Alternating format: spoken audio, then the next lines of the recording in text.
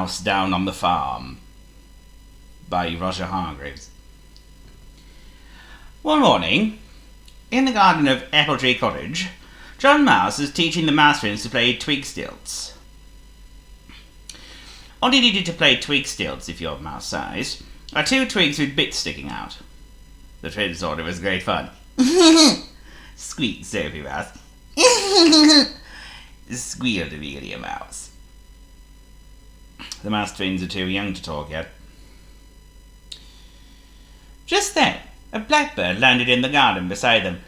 "Ew!" squeaked Sophie. "Ew! Ew!" squeaked Amelia. "Whoops!" said John Mouse as he fell bump off the twig stilts. "Oh, frightfully sorry, old boy," said the blackbird. "Didn't mean to startle you. Accept my apologies." "I think you should too!" huffed John Mouse huffily. "I'll tell you what, old boy," said the blackbird, trying hard to be friendly. "How would you all like a ride?" "Ooh, yes, please," replied John Mouse eagerly. "Yum!" squeaked Sophie Mouse. "Yum, yum!" squealed Amelia Mouse. That's the mouse twins' way of saying yes. "All righty," said the blackbird. "All hop aboard then." And John Mouse helped Sophie and Amelia up onto the blackbird's back, then climbed on himself. "Righty-ho," said the blackbird. "Hang on." John Mouse and Sophie Mouse and Amelia Mouse were hanging on tightly. The blackbird flapped his big black wings, slowly at first, then faster and faster. Flap, flap, flap, flap, flap, flap, flap, flap, flap, flap, flap. None of the mice had ever been up in the air before. It was extremely exciting. They flew up and up and up and up and up and up and up and up and up and up and up and up and up and up and up and up and up until Apple Tree Cottage looked only as big as a matchbox below. "By the way," said the blackbird, looking over his shoulder, "my name's Charles." "I'm John Mouse," said John Mouse. "And this is Sophie and that's Amelia." "Jolly good," replied Charles, and flapped his strong black wings steadily. They flew on over the town until they came to the country. From up in the air, the fields looked like green postage stamps, and the hedges looked like green threads of wool, and the rivers looked like laid-out pieces of silver ribbon. "Can we go down and visit a farm?" John Mouse shouted to Charles. "Certainly, old boy," said Charles, and started to descend. "I've never been to a farm," added John Mouse. Sophie Mouse and Amelia Mouse didn't say anything, but their eyes shone with excitement. Charles the blackbird landed in a hedge. "I'll wait for you here," he said to the 3 mice, and John Mouse and the twins clambered down the hedge and scampered across the fields into the farm. Little did the farm know what was going to happen to it that day. It all started when the mice came to the farmyard. Unfortunately, Amelia Mouse didn't know anything about shutting gates on farms. And unfortunately, she left the farmyard gate open. And unfortunately, the cows came out of the field and into the farmyard. And one of the cows, unfortunately, got her horn stuck in a piece of chain. And by pulling her horn loose, she unfortunately let the chained bull loose as well. And the bull charged out into the farmyard, and unfortunately butted into Polly the pig. And poor Polly, who was quietly eating something out of a bucket, unfortunately got her head stuck in it. And because she couldn't see, Polly the pig ran around the yard in circles and unfortunately charged into the chicken house.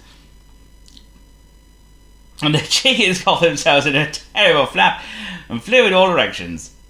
And the chickens frightened the sheepdog who was sleeping outside his kennel, so he ran around too.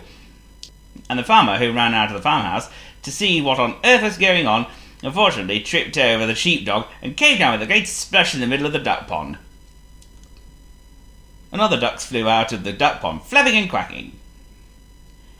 And the ducks unfortunately flapped and quacked right into the farmer's wife, who was trying to pull her husband out of the duck pond. And she unfortunately sat down on the farm cat, who was right behind her. And the farm cat, who didn't like being sat on, jumped and landed with his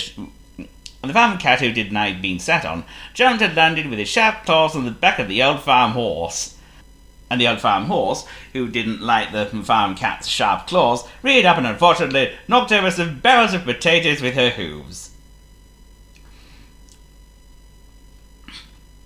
And the potatoes unfortunately rolled all over the farmyard, and the cows and the bull and the Polly the pig and the chickens and the sheepdog and the ducks and the farmer's wife and the cat and the old farm horse trod on all the potatoes. And unfortunately they all fell in a heap together. The poor farmer sat in the duck pond and looked in amazement at the terrible tangle of hooves and horns and trotters and beaks and arms and legs and paws and wings and whiskers. John Mouse and Sophie Mouse and Amelia Mouse stood beside the farm gate and listened in with amazement to the noise. Moo! Moved the cows. Bellowed the bull. Oinked Polly the pig, still trying to get her head off the bucket. Clucked the chickens. Woof! Barked the sheepdog. Quacked the ducks. My goodness me! Wailed the farmer's wife. Meow! Screeched the cat. Whinnied the old farm horse. Moo! Woof! My goodness me! Meow! What a terrible pandemonium. What an unfortunate thing to happen. Well, said Charles the Blackbird, flapping down onto the farm gate. Well. Who on earth caused all that kerfuffle? Amelia Mouse blushed.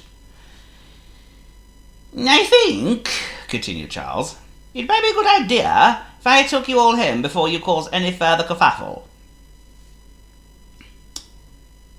So the three mice climbed back onto Charles's back and flew over the postage stamp fields, and back over the hedges that looked like pieces of green wool, and back on the silver ribbon rivers, and all the way back to the dear old apple tree cottage. Toodle pip, said Charles cheerily, and flew off. John Mouse and Sophie and Amelia scampered inside to tell Mr. and Mrs. Mouse and old Grandpa Mouse about their adventure. I think, said Mrs. Mouse after listening to their story, that you'll never ever forget your visit to the farm. And I think, said Mr. Mouse, that farmer and his wife will never ever forget your visit to the farm either. And you know something? The farmer and his wife never did forget. Neither did Polly the pig, who spent all day getting that bucket off her head. And that's the end of this John Mouse story.